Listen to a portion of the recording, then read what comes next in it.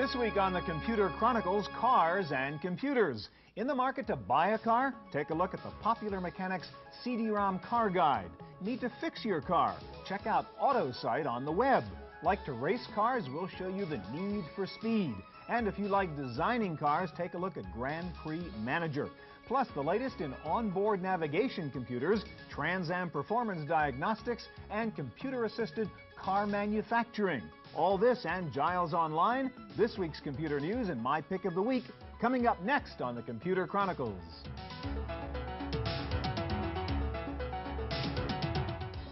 Computer Chronicles is made possible in part by Hewlett-Packard Personal Computers, developing PCs for business.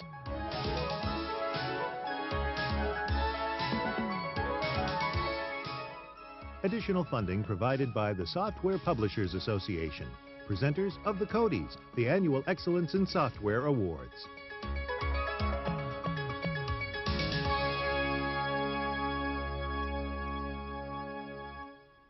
Hi, and welcome to the Computer Chronicles. I'm Stuart Chaffee. Do you know that the average new car today has 40 microprocessors in it? Computers and cars are coming closer and closer together every day.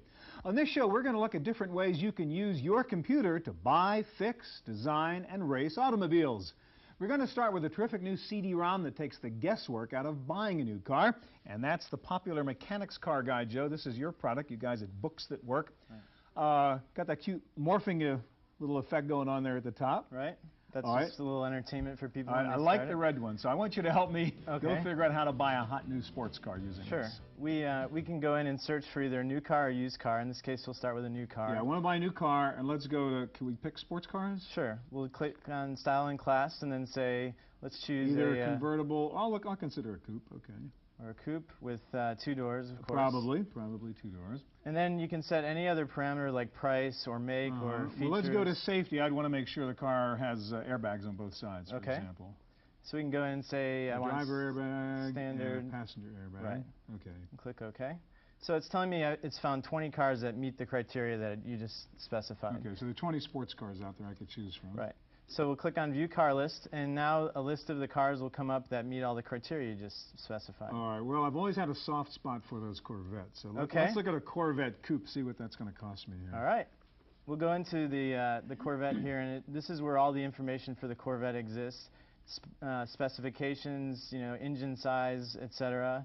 This pricing and options button is probably the most important button in the product. So that would tell me if I want to add CD players and this feature and that feature, what extra it's going to cost me. It has a whole list of standard equipment here, as well as all of the options that are available for the car. So, if you wanted a special engine here that costs $1,450, you can plug that in there. Okay, now how about the bottom numbers? What does invoice cost versus retail price tell me? Well, retail price is what the sticker on the car, you usually find in the dealership, whereas invoice cost is as close as you can get to what the dealer paid for the car. So that's sort of my bargain room, I figure, between that $39K and the $33K. You don't want to pay the $39, you want to pay closer to the $33. And can I look up the loan lease thing? I mean, is it a better deal to buy or a better deal to lease? Now, sure. Help me figure that out. We have a loan lease calculator that helps you go through and figure out what's the right option for you when you're buying this car. Okay, and I can look up articles from Popular Mechanics about the car and so on. That's right. All right, now next thing I want to know, I've got a car right now which I might want to trade in. I want to know up front what it's worth before I take it to the guy and he tells me it's worth half of that. Sure. So I've got a 93 Honda Accord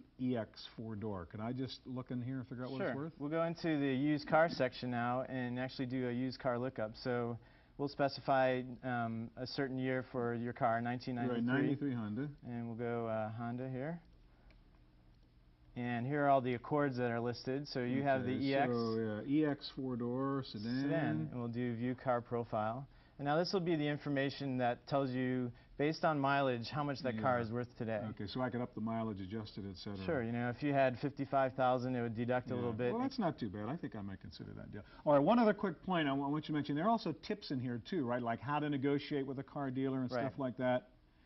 And it comes with a web browser. So with this software, you can go online and check out late information. That's right, the latest pricing information. Joe, thanks a lot. Sure. All right, now one way computers are making driving more fun is by replacing the old fold-up paper roadmap with new intelligent navigation systems. One of the most advanced new systems is being tested now right here in California. Even the most talented map reader can get lost on occasion, and every traveler needs a good hotel or restaurant at some point. Those are some of the uses for a new car navigation system being tested by the California State Automobile Association. The Nippon Denso device uses a combination of geopositioning satellites, a speed sensor, and a digital gyroscope to determine a vehicle's location to within 20 feet. Another technology that we use is called dead reckoning. Dead reckoning is the combination of an onboard electronic compass and a connection to the vehicle speed sensor. Using this information, we can track the actual movement of the vehicle, and the cursor on the map will follow the direction of the vehicle as you're driving down the street. The system is more than an electronic map. It can guide the driver step by step with audio cues delivered in synthetic speech so that the driver can keep his eyes on the road. In half of a mile, right turn. I like the fact that it's hand-holding, that tells you that you missed the exit. That's important for me because if I get distracted talking or something while I'm driving, then I can look at the map, but also it'll tell me if I've missed something. In addition to maps, the Navigator includes a database of AAA guides with recommended hotels, restaurants, and local attractions. The guide and map databases are stored on renewable media and can be downloaded from kiosks.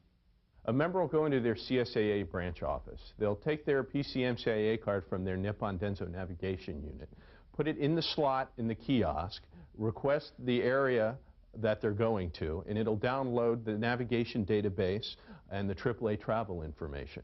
It can either be an update of their current map database, or they can be requesting information for an area that they're going to be traveling to that's not currently on their navigation system. For the Computer Chronicles, I'm Giles Bateman.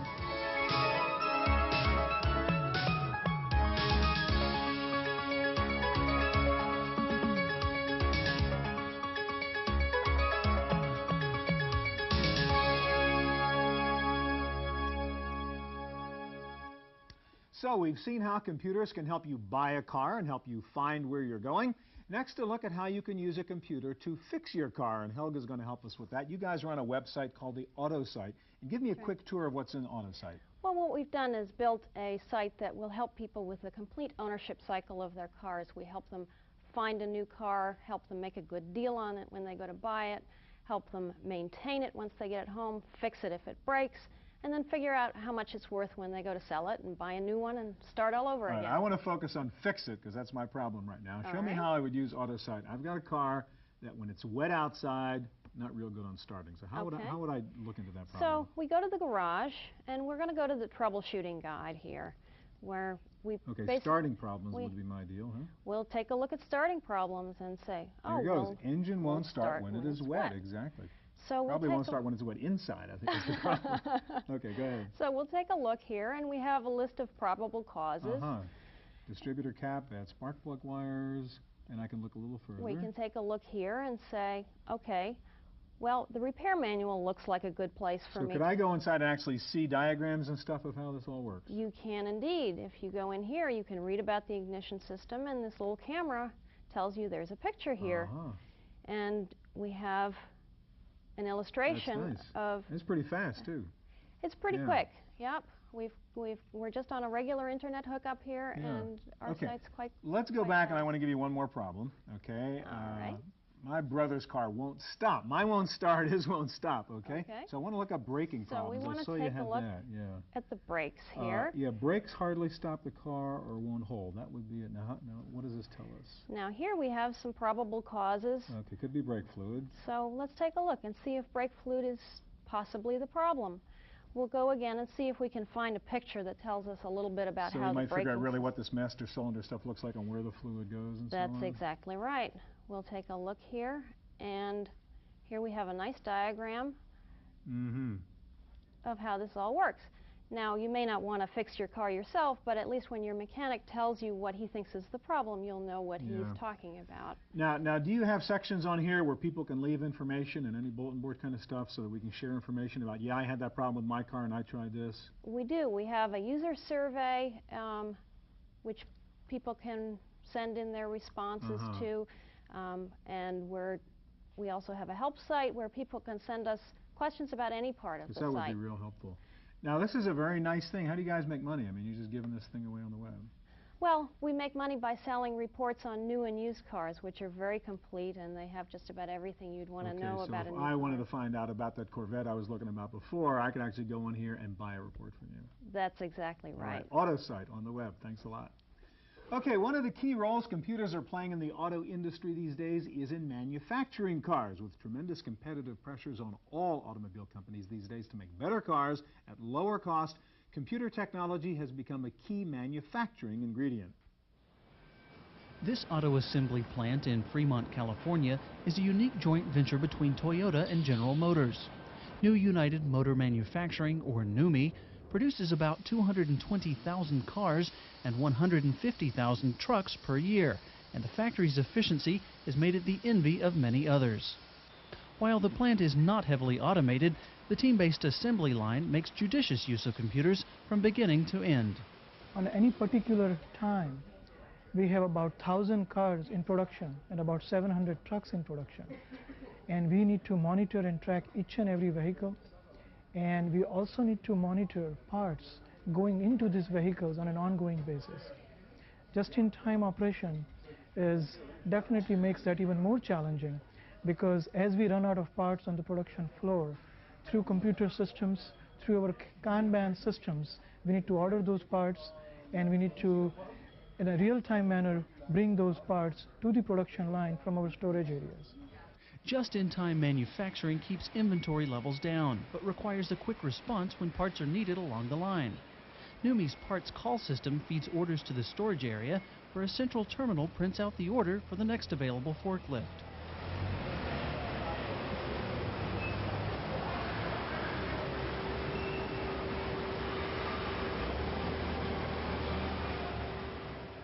NUMMI's Assembly Inspection Computer System, or AICS, is a Macintosh-based program that tracks each vehicle from start to finish.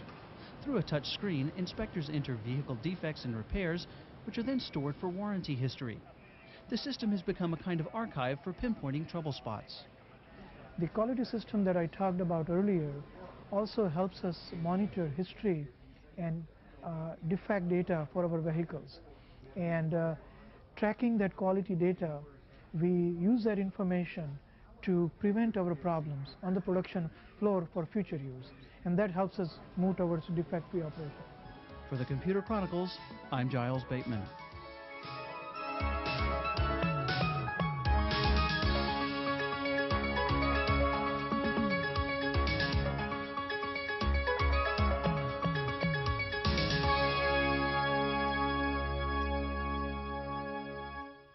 One of the coolest uses of a computer is to simulate the experience of driving a race car at 200 miles an hour around some speed track.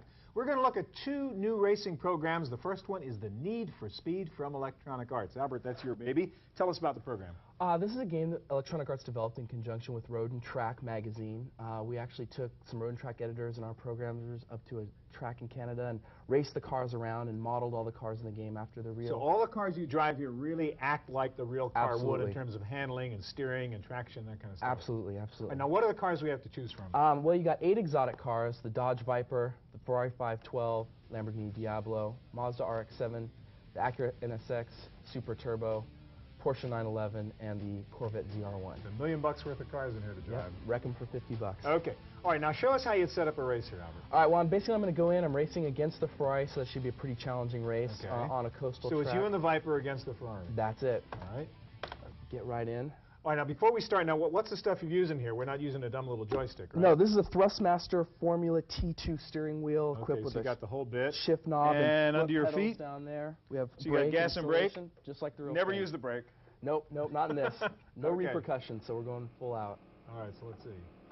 Now the object here is either to win or to have a great crash, right? Yeah, sometimes a great crash is more fun. So one of the first things you really notice is the high level of detail in the game. They actually digitize the real cockpits of the car.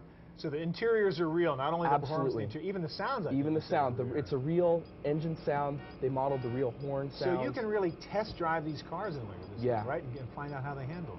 Sure, each one handles differently. The rear engine Porsches handles a lot differently than the front engine Corvette. You're going to do a good crash for us here? I'm going to find somebody. I'm going to take them head on.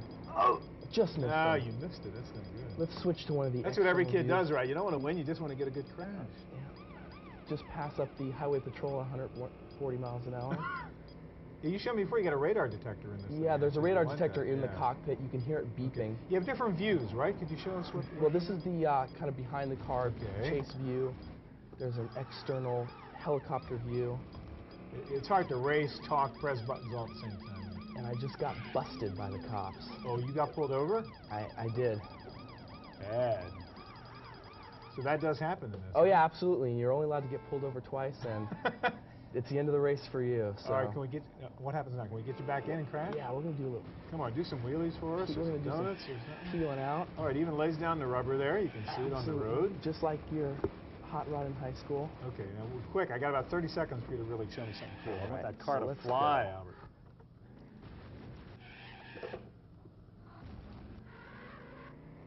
Okay. Straight on here. Yeah. Not too bad, not too bad. You did it. So much for you and the Viper. That's it. All right, thanks a lot. If you're really into auto racing and automotive design, we want to show you one more neat program. This is called Grand Prix Manager. It's from Spectrum Holobyte.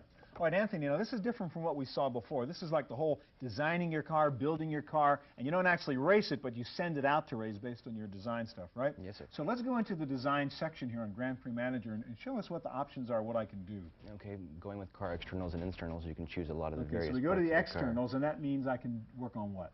The exterior, any exterior part of the car, like the wings, the wheels, the side pods, so forth and so on. But okay, this is Formula One racing, so we got this, you know, unique design here, right? Right. And show me the things I could adjust and play with. For example, with the wind tunnel, if you want to change the front dams, or the back dams here and the front dams there, it costs you $50,000.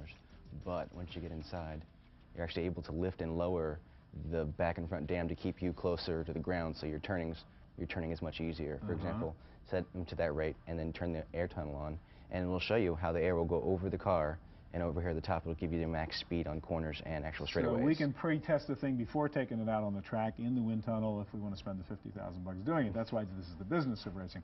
Go back and let's take a look at the internals to see what some of the options are there. Okay. So I can go back and like pick gearboxes, transmissions, suspension systems, all that stuff? Exactly. EMS, active suspension, center of gravity, the gear to ratio. Okay, so here's the internal design part. And again, can I test this stuff after I design the car, or I have to just put it out on the track? You have to put it on the track. The internals, I have to really run it, right? It's not so simple. Steering system, electrical brakes, EMS, transmission, brake system, so forth and so on. Okay, gearbox, cooling system even, the whole bit, fuel tank, all that.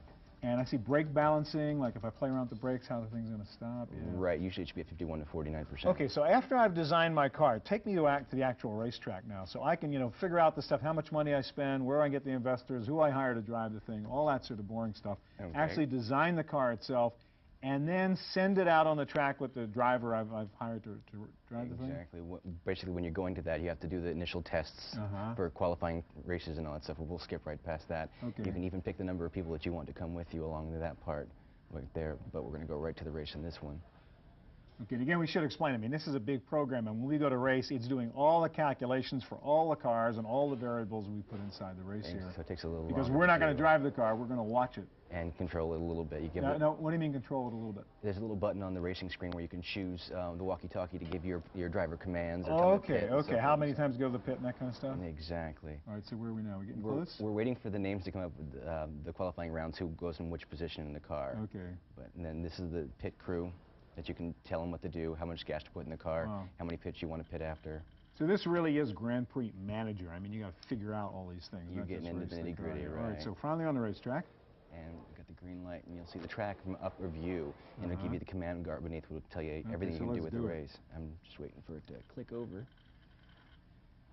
So we are racing against other cars now, computer-generated cars, or what? Every other car in the FIA. Wow, okay, so here's the course, and we just... Start off like that, and the cars all take off, and it's 71 track rate, 71 Wow, I just race. sit there and watch and see how well I did, exactly. and then go back to the drawing board. You got it. Okay, Grand Prix Manager, thanks a lot.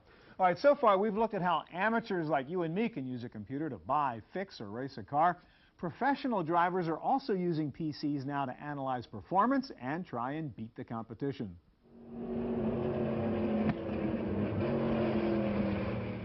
The sport of automobile racing dates to the turn of the century, and competitors have always relied on skillful drivers and talented engineers. But drivers at the Sears Point Raceway in California have added the personal computer to their stock of race tools, and it's given them a new kind of racing precision. The data acquisition gives you a little advantage because it's actually measuring what's happening on the car. The exact sensors and systems that we can use are regulated in part by the SCCA, the sanctioning body for racing that we race under. And we can use some more additional sensors when we're testing, but the specific things you can use on a race weekend measure ride heights and suspension travel, throttle travel, steering inputs by the driver. Just gives you a little more handle on what the driver's actually doing. The race car is equipped with sensors which read suspension travel, steering and throttle positions, and wheel speed. An infrared receiver measures lap times. The sensor data are stored in a standard PCMCIA card, which can be downloaded into a desktop computer. Drivers and designers can then compare speeds under different conditions and at different points along the track. It is a precise way to measure driver and vehicle performance, but not the only way. The driver's perceptions are equally as important because he can feel things that we can't measure, like is the ride harsh or is it smooth? Is the car easier to drive or is he really working hard to do what he's doing? Some of those things you can't really see on the screen. Apart from that, though, the drivers are just as curious as us to be able to accurately measure section times, or is that faster in that turn, or if I go through there in third gear or fourth gear, which way was quicker? Because he's got a relative idea, but he's going really fast, he's working really hard, and it's easier for him to rely on us to tell him. For the Computer Chronicles, I'm Giles Bateman. If you're looking for information about cars, the internet is full of stuff for every auto buff. Next up, our webmaster, Giles Bateman, takes us on a short tour of several websites for the car crazed. Thanks, Stuart. You're absolutely right about there being a ton of car information on the net. What I'm going to show you today is just a tip of the iceberg. Let's start with DealerNet. This is the virtual showroom. Click on Index here, and you'll see that DealerNet will provide you with all sorts of information about shopping for a car online and automobile-related services. I could click on dealers here, and then we could narrow down our search for an online dealer by clicking on the actual make of the car. You see a lot represented here. Now, next of all, if you are searching for a car, about to buy a car, you might want to check out Edmunds Automobile Buyer's Guides. Now, this is a lot of information, advice about how to buy a car. And click on Buyer's Advice. That gets us some more information over here. We're going to choose how to get your way at the auto dealer. And that has even some sub-selections here. Let's start with the first one, how to prepare for your buy and trade-in. Lots of good information here if you're planning to go buy a car at the dealership. Now, last but not least, if you're a classic car fanatic, you'll want to check out Car Catalog by their own admission, the world's largest catalog of collector, classic, and vintage motor cars. You can scroll down here, click on their motor car index, and get a list of all the classic car makers. Now, some of these are underlined, they have links. Others don't have links yet, but they will soon. Thanks, Giles. Now, time for our weekly summary of the latest news in the field of personal computing. Here's this week's Random Access. In the Random Access file this week, the cyber alliances dominate the news. Microsoft and America Online have reached an agreement whereby AOL will use the Microsoft Explorer as its web browser, and Microsoft will bundle AOL with Windows 95. Meanwhile, CompuServe and Netscape have announced that Netscape Navigator will now be available free of charge to all CompuServe users. Microsoft has announced an alliance with several regional and long-distance phone companies to provide ISDN software with Windows 95. Win95 users will also be able to directly access their phone company for information on ordering ISDN service. CompuServe says it has reached agreement with VocalTech Limited to allow CompuServe users to easily place long-distance phone calls over the Internet. The Internet phone software will be available for Windows and the Macintosh. And there's more. Intel and Microsoft have announced an agreement to create a new standard for combining video, voice, and data over one telephone line. This will make it easier for Internet users to use the net for long-distance phone calls and video conferencing. GlobalLink Incorporated has announced a new program that will automatically translate information on the World Wide Web from English into Spanish, French, and German, and vice versa. The software will cost about $50 and works with Windows and Netscape Navigator. Well, the latest numbers on the cyberspace explosion show that 7.5 million Americans now subscribe to online services and that more than 6 million say they use the World Wide Web. That number has quadrupled in the last 6 months. Finally, Apple has announced an upgrade for its operating system 7.5. The new updated version, called Update 2.0, increases system stability, adds new network communications and multimedia capability, and has more PowerPC native components. That's it for this week's Random Access. We'll send it back to you, Stuart. Now for my pick of the week. I'm going to show you something really cool. See this keyboard? Well, it's not just a keyboard. It has a built-in scanner. Watch this. I just take a letter I want to scan into my computer, just slip it into the keyboard, and instantly it starts to scan. Computer automatically launches the scanning software, and it takes just a couple of seconds, and my whole letter's been scanned into the computer. All right, up comes the Paperport software now. It's converting the document I just scanned in, and there it is already. I'll show you in the full-page view over here. There's the document I just scanned in. Pretty darn good copy there. What is really nice about this is the software that comes with it. If we go back to the desktop view, I'll show you can scan all kinds of things in here. Letters, business cards, receipts, recipes, fancy documents, pictures, and the software organizes it for you. This is the absolute easiest and most user-friendly way to scan stuff into your computer. Not only is the scanner cool, but it comes with the very friendly Paperport software that helps you easily organize the documents that are scanned into your computer. Also, it comes with OCR capability, so you can import these documents into other files. The scanner keyboard is from Compaq. It's a brilliant piece of hardware and software engineering. That's it for this week's Computer Chronicles. We'll be back here again next week with more on the latest in personal computers. I'm Stuart Chaffee. We'll see you here next time.